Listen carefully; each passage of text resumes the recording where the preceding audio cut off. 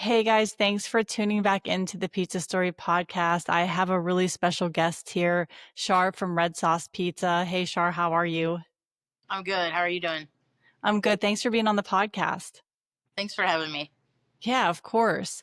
So let's talk pizza. So I've been on your Instagram page more times than I probably should have, and your pizza just looks next level. You guys are out in Portland, Oregon. So tell me how you got into pizza.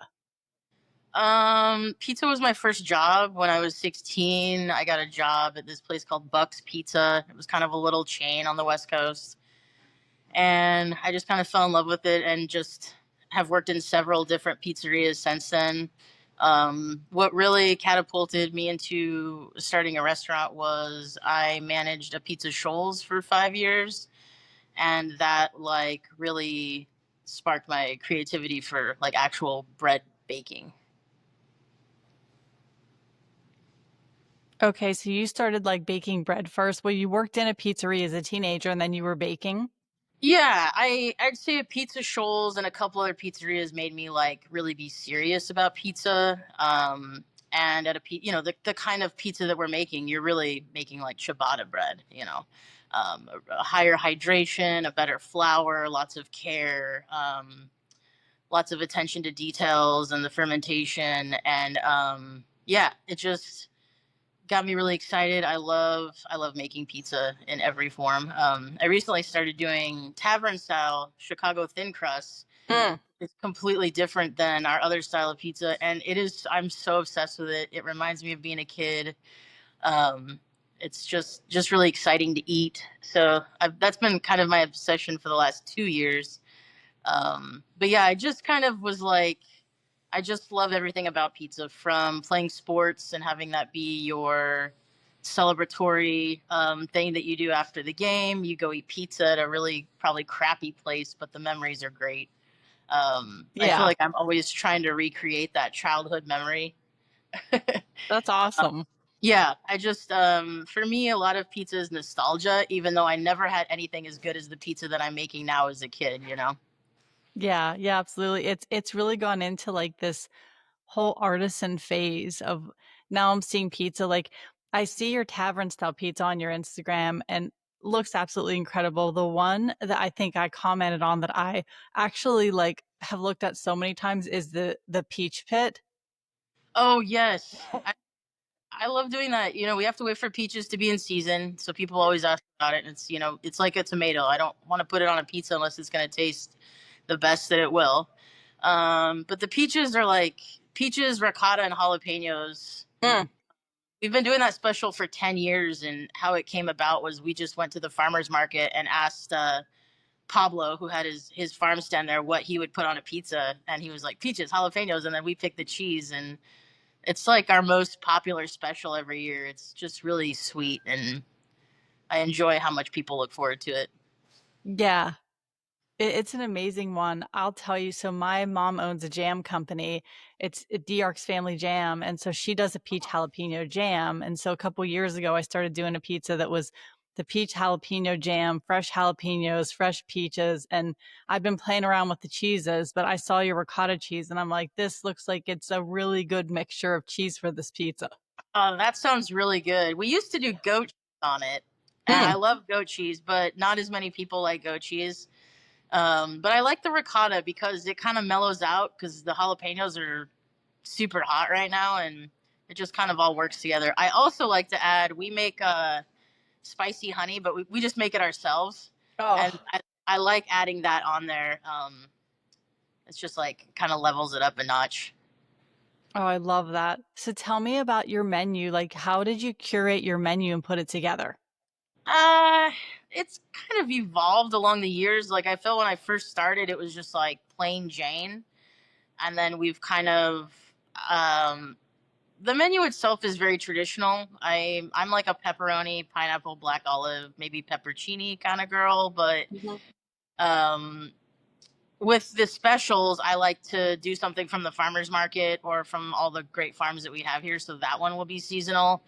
Um, but traditionally, we're trying to do stuff, use the best ingredients that we can find, and then pretty traditional. You know, we've got like a seasonal house salad that changes, a Caesar salad, and then we'll occasionally do a special salad. Like tomorrow, we're gonna drop a tomato peach panzanella salad with our house sourdough bread. Wow. Yeah, that one's I love eating that one. It's like you don't even need the pizza because you got the bread all in there. But What's I'd in that say salad? what's that? Like what kind of salad is it? Oh, so it's a panzanella. So what we'll do is we make a tomato vinaigrette, Mhm. and then we soak the house sourdough breadcrumbs in that so they Hmm. can really absorb that. And the sourdough's been toasted in a lot of olive oil and salt. And then we're gonna let that soak, and then we're gonna add peaches, tomato, two different kinds of tomatoes, like some sun golds and some like either heirlooms or some like big beefy boys. A little bit of sea salt, a little bit of olive oil, and then we finish it with some cucumbers, some peaches, and then some burrata and Mm. some fresh basil. Yeah, it's That- like summer. It's such a good salad. It's such a good salad. So, okay, so when I plan my trip to Oregon and I come and see you at your pizzeria, I'm definitely going to think with July. July or August, those are the best months because you've got corn, you've got peaches, and you've got tomatoes, and sometimes it's even hard. I'll like confuse myself because I want everything to go on the pizza that sounds so good and fresh. But right now we've got an elote pie and the peach pie that are our specials. Oh, I love that. That's so good. So, will you take me through your early days of pizza? Like when you kind of decided to open up your own place, I want to hear about the struggles of what it was like for you to open up your own restaurant. Well, I probably like everybody else had a lot of them. I was working. I had quit a Pizza Scholl's. You know, I'd worked there for a lot of times and just didn't enjoy it anymore. But I really still wanted to make pizza. I didn't when I left there. I wasn't like I'm going to start my own pizzeria. I didn't think that at all. Yeah. I went to go work as a butcher in a grocery store for a couple of years, and I just started missing pizza. So I was working at a grocery store and just kind of did some neighborhood networking, and I got this advice about this other pizzeria called Bob's Rocket Pizza that I should ask them if they want to sell it to me because it looked like they didn't want to make pizza anymore. So I went and ate there a couple times, and I was like, wow, yeah, this place doesn't seem great. And so it took me about 3 months of contacting the owners. I convinced them to sell it to me cold turkey, out of the blue, off the street. They wanted Wow. to go into business with me, and I was like, no way, like clearly, no offense, but you don't really look like you want to be here or know what you're doing.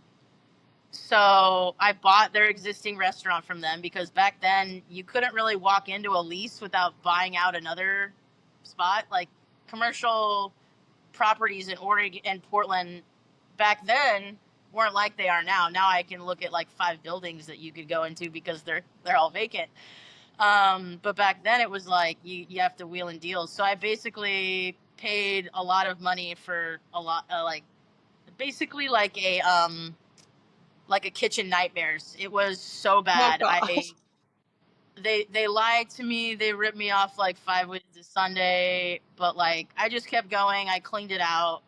My mom thought I was crazy and bought like some garbage. But it took 3 months to clean out, Yeah. and because we bought a pizzeria that was already existent, like I didn't need to get permits or anything. It was just like another pizzeria is opening up. And that was some advice that I got from one of my mentors was like, take over an existing pizzeria because you don't have to do, minimal build outs, um, no permitting. You can literally kind of like skate around the idea. It was really difficult. I mean, we ran into so many challenges that were so different than the challenges that we face now, but like my first oven, I had to keep closed with a little painter stick, a little piece of wood. Every open, I put the wood in there, put it out, close it. It was like I was doing the prep. I was just like doing everything. It was so much. And we were there for 4 or 5 years. And then in a lot of landlord issues, a lot of building issues, they actually didn't like me because they had a pizzeria and then I came in and I was successful, even though I was like paying my rent. I think Wow. they wanted me to fail in a way. Um, then the opportunity came that they just were very just not honest, and I was getting ready to buy the building, and then I was like, I shouldn't buy this building. It was just a complete nightmare electrically. And my first customer actually owns a little bit of commercial property, and her space around the street on the corner became available, and we'd been kind of talking for years, and it just wasn't quite working. I went and looked at the space, and I just was like, I think I'm going to do it. I asked, I'm going to move my location after 5 years.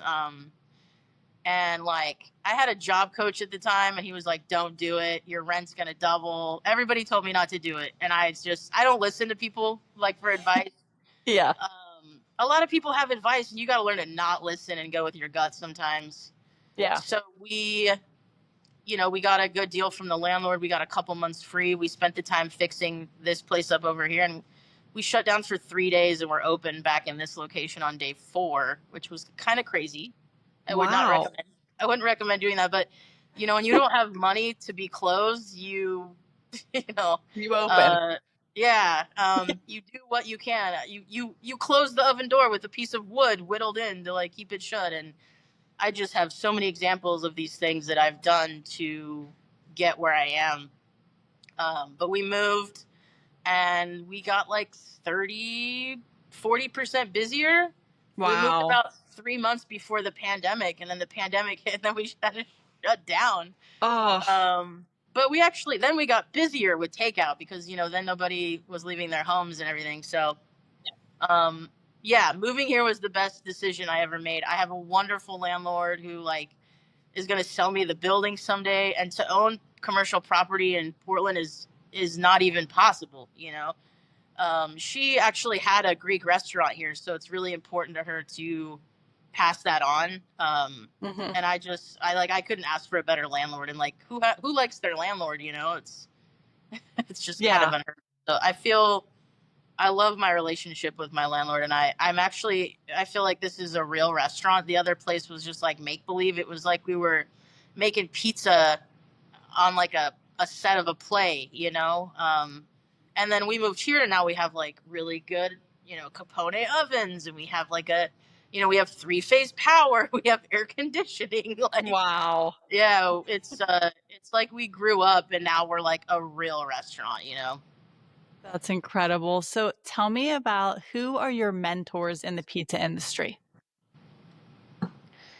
Oh, that's a tough one. I feel like I'm such a lone wolf. I don't really feel like I have any mentors right now. Okay. Um, I yeah, I'm just kind of at a point where um I've just been so internal, focusing on fixing everything in my restaurant. Yeah. Um, when we moved, we didn't really do a build out, so I'm still focusing on like changing little things in here, and I think that kind of makes reaching out of your comfort zone a little bit difficult. Yeah. I do have some mentors, but they're not in. I wouldn't say they're in the pizza field, but I definitely have pizza makers in town that I respect, and Mhm. I love their pizza. I love Pizza Thief, if you've ever heard of them. I love their pizza, and Mhm. I do love what's another one? I love Escape from New York. They're like an old school slice shop that I've been going to since I was a kid. Um, Nice. but those two I like travel for. Yeah. Yeah, absolutely. Now, let's say you're going into your shop on a random day. What is your favorite pizza?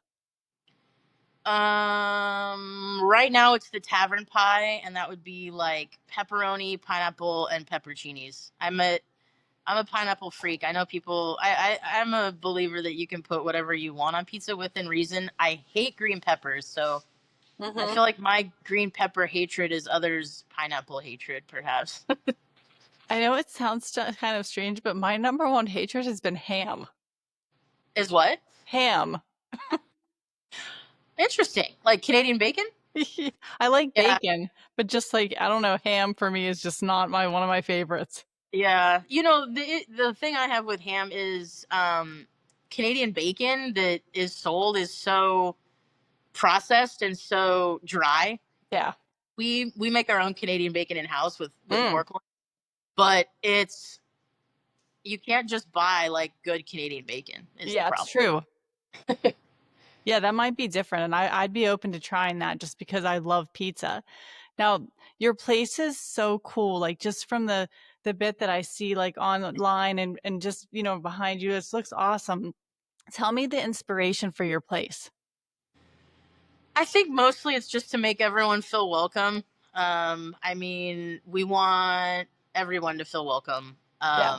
I like a collective collaboration. I feel like everything is like plants from my mom and like those square things behind me are Berkeley illustrations. And Oh. a long time ago, me and my wife found them, and we just love them because they're all female animals. And so when we opened up, we had them in our house, and we were like, let's put them in the restaurant.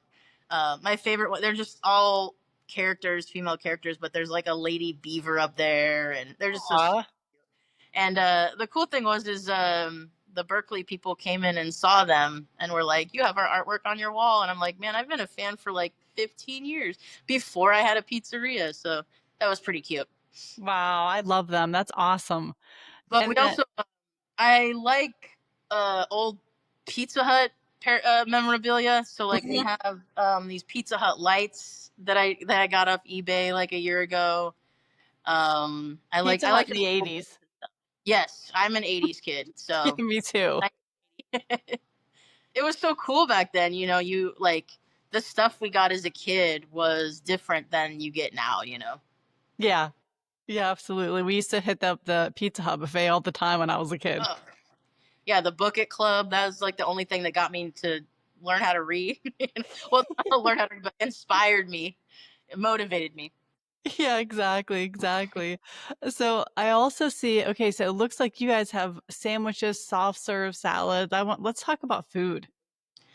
Yeah, so the hoagies, that's actually my favorite thing on the menu. So our pizza is made with a pouliche, and our hoagies are made with a starter. And Okay. we have for both of those. A pouliche is naturally going to be more crunchy exterior with a Yeah. chewy interior, but with the sourdough, it's still crispy, but it's more chewy, and you can really like take a bite of it without like hurting your mouth or your teeth, which is my number one complaint about like an Italian hoagie. Yeah. Uh, it's all about the bread, but we do the hoagies on Saturday and Sunday. Um, and yeah, they're just like my favorite thing to eat. Just super traditional Italian hoagie. I just basically made it exactly how I want to eat it. It looks incredible. And then I'm seeing like these different desserts. Now, do you guys have the same desserts all the time or do you have different seasonal stuff? We have the same. We do a brown butter Rice Krispie treat. We Oh my do gosh. a chocolate chip cookie, and then we do soft serve. We used to have a twist, chocolate and vanilla. Right now we just have vanilla, and then we'll do like a seasonal sundae. So right now it's like cherry sauce and like a shortbread crumble. We'll just try to Oh, change like the fruit of the season. Um, and then just make a fun sundae, just to have fun with it. We also have dipping, so you can get your cone dipped in butterscotch, cherry, or chocolate. Because again, oh. I remember being a kid at Dairy Queen when you're a kid. It's pretty fun. It's I don't. Yeah, I know. I worked there when I was a teenager, and let Uh, me tell you, I still watch TikTok videos of cones getting dipped all the time. I lost one the other day. And I think the customers love it because I'm like, oh, there she goes. But you really have to like. We're trying to teach my nephew how to make an ice cream cone right now, and it's really funny. You kind of have to tap it down and really get it in there. But like, I see some online, and they're making the ice cream cones so huge, like, Yeah. and then dipping it. I'm like, you are brave. Yeah, I know, and the ice cream's staying on there. I don't know how that's happening. Yeah, I don't know. They're pros. They're pros. Yeah, yeah, absolutely. I want to talk about you guys are seem like you're a very big part of your community, and I just want to hear from you, what it is to be a part of the community and be kind of like the local cool pizzeria. Yeah, I guess how that started, we do a lot of fundraising. So Yeah. if we will partner up with a nonprofit and then donate money, or we'll donate like a percentage of our sales, or sometimes we'll donate, like I do pizza classes. Oh, uh, nice. so sometimes I'll donate a pizza class. And it's just a good way to find out about someone else's organization. We've met a lot of cool stuff, and like now more than ever, there's so many people in need. I didn't even come up with this idea. I when we first opened up, I had a nonprofit email and ask me, and I was like, this is such a cool idea, and they were so fun to work with that we were like, this is a great way to get people to come in to learn about us, and also like just know what's going on in the community. I always try to say yes when someone asks me for a donation, just even just a gift card, Yeah. uh, just because it is just, I want to be involved in the community, and I want people to know that this is a safe place to come into, like with their kids, or with their partner, or just whatever, is just that you can come here and expect to be treated with respect, and just have a great pizza. That's why we're here. That's awesome. I love that. It sounds like you guys are just sort of all encompassing of the community, and I love that you guys do so much fundraising. Yeah, early on, I feel like I was so focused on, we were never on like the best pizza list or this, and I was like, I know we have some of the best pizza, and actually being on those lists doesn't really make you any busier in the long run. I feel like it's a quick run of business that comes in from like customers that aren't in your neighborhood, and they get like this snapshot of like what you're supposed to be.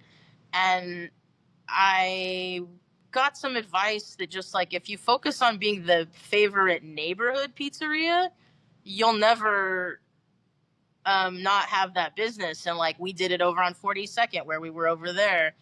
And funny enough, we when we went in over there, we were right across the street from another brand new pizza that was opening up, Pizza Jerk, who Mhm. got like named like best pizza of the year and all this, and they weren't even making their own dough. It was like, how do you get named the best pizza restaurant when you're not even making what you say you make? So I was just focusing on the wrong things. And once I started focusing on the neighborhood and the community, like that's where I hit a home run. It's just like, it's that spot that everyone came to during the pandemic because they felt safe, and they knew that like, we were taking those extra precautions, and we were washing our hands, and just being that spot that you can rely on. You don't need to be number one, two, three, four, or five. It doesn't really matter in terms of longevity for me.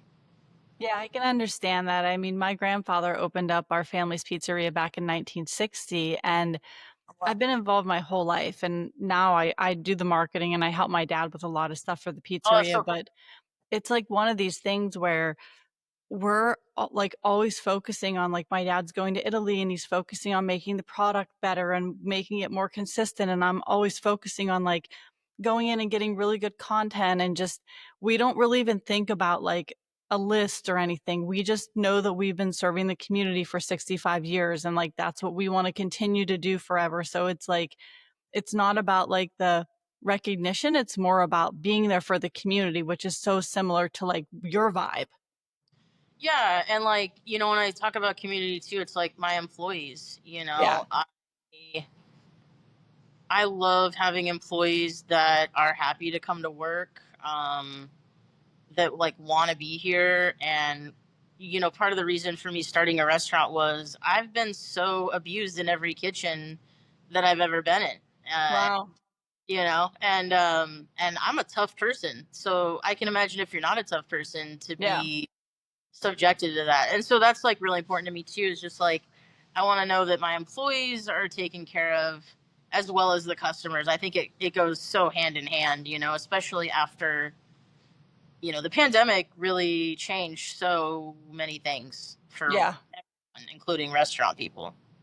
Yeah, it really did. It's funny because like we didn't necessarily close down, but we just did like a lot of takeout. We did a pizza kit, But I almost feel like now people coming back around, it's like there's so much more of an appreciation for the local restaurants and for the people that, keep these places open for the community now that we're post pandemic.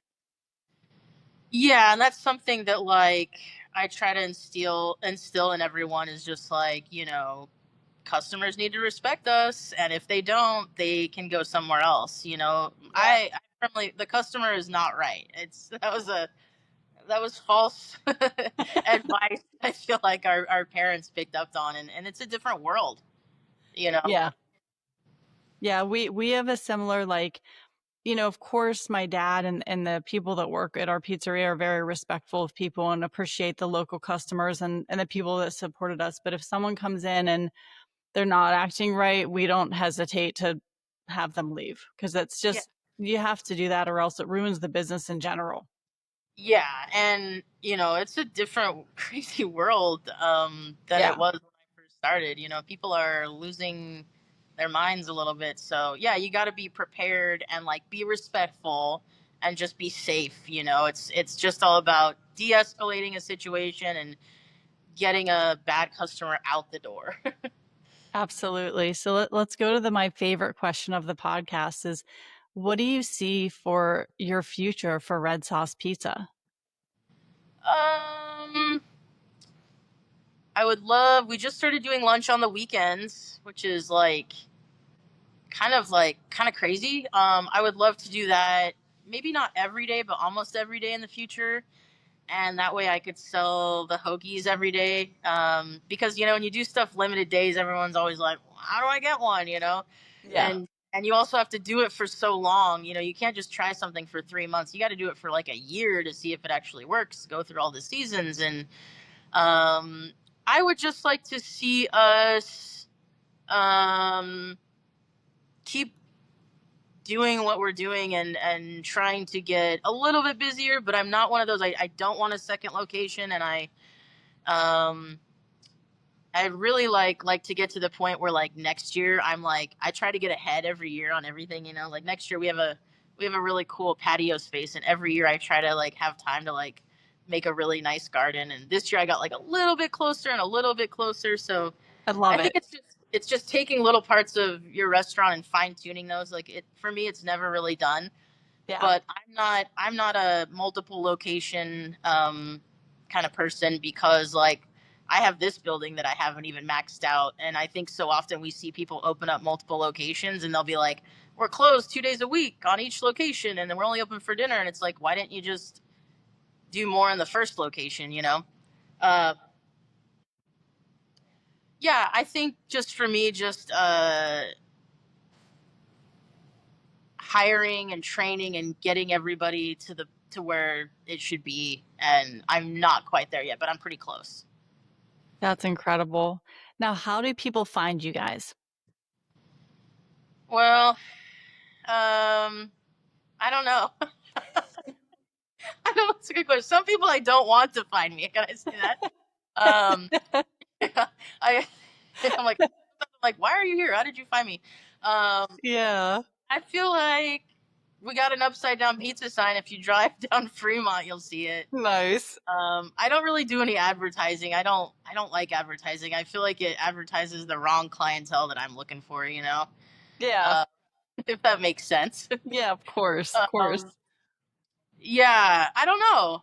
I mean, you Uh, guys definitely have an incredible Instagram page. So, guys, go follow them, Red Sauce Pizza. It's just at Red Sauce Pizza. And listen, there's a lot of really, really good pictures on here of some really delicious looking food.